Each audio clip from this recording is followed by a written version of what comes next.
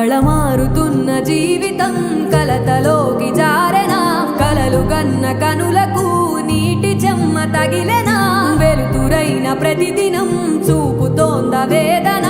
అందమైన బతుకున అలజడి చలరేగెనా ఏమిటి నీ పాపం ఏమిటి నీ నేరం చీకటి ముసిరిందే చిటికల్లోనా తీరదు నీ శోకం మారదు ఈ లోకం